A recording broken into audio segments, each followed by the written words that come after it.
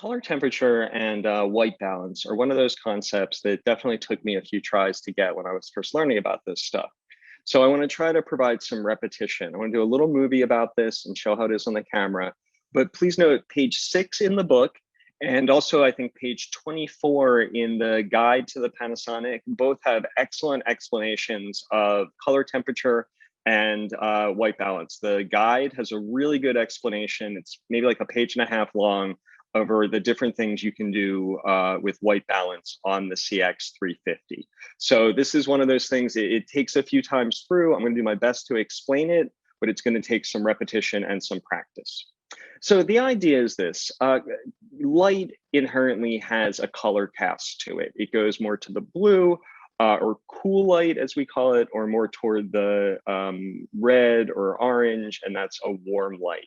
And generally, our eyeballs are very good at adjusting for this. It never looks odd. If we have the sun shining from one direction and a very cool light, a candle from the other direction, and one tends to be real blue, one tends to be real yellow, our eyes will just adjust and see that as it's intended. The camera, not so much. A situation like that, you would really see it. Or we've all seen those really blue images. It looks color balanced improperly. And sometimes you can fix it after, but really what you want to do is to be able to set the camera properly.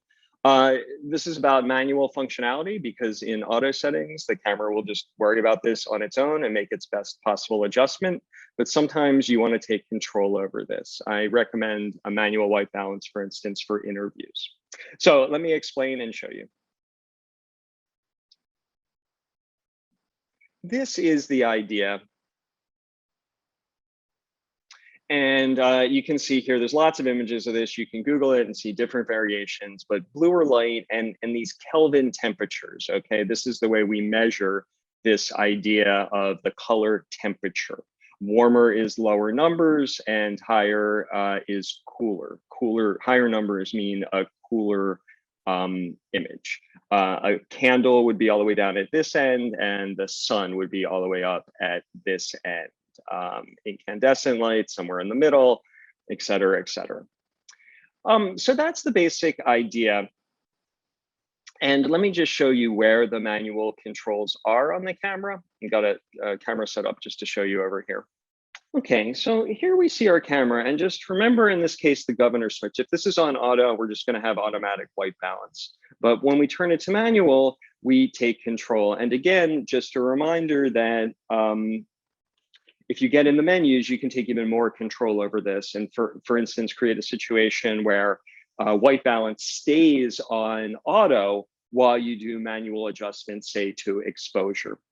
Okay, so once we get going with the white balance, there's a couple of things to know. There's this switch here that is preset A and B. Preset A and B. And preset has several preset settings, basically a daylight setting, an indoor setting, and an outdoor setting, basically one for sunlight and one for lights. And then there's a third one in there. There's 3 presets. The third one you can actually program. And then the other switch you want to be aware of, it's a little hard to see, but on the front of the camera here, see if we can get it right there. You see there's a switch that says AWB, or auto white balance, and it's right on the front there by your finger. You know, it's a little tough to see. So those two work in conjunction. And when you're in manual, what happens is that when we're on preset, the front button toggles through those settings. So a way to take control, but not totally custom control, is just if you go from indoor to outdoor, you hit that button and you just switch from the indoor setting to the outdoor preset, just cycling through some preset white balances. A and B are then custom. So the idea there is you would turn this to A, and then you've got your interview set up, the lighting's not going to change, everything is static. And what you do is you take a white card or a piece of paper and you put it in front of the face of your interview subject. You zoom in so you fill it with white. You're filling the camera with white in the lighting conditions that you're going to shoot in. And then you push and hold this one on the front here. And you'll see it actually adjust. You'll see it take a custom white balance. It will both the color will adjust and it will flash up a number, which is the color temperature of the room based on that white card. Okay, here's a look at what this looks like in the camera. So once your lighting is all set, everything is how you intended. A manual white balance looks like this. You zoom in on a white piece of paper, and then with all the settings we discussed, I'm actually on setting A, and then I push the button, and there you can see it just setting A as a manual white balance. And you can see the color changed, and if I zoom out, the whole room should be in a good color balance because we have set the white balance. Okay, there's a look at how the manual white balance controls work on the CX350. Again, this is one of these lessons where part of it's in the hands, part of it's in the eyes, and part of it's in the brain. And that takes a little while to get good at. If this feels like it went over your head a little bit, don't worry so much about it. Just get hands on. Let's play with it. Start on auto, nothing to worry about.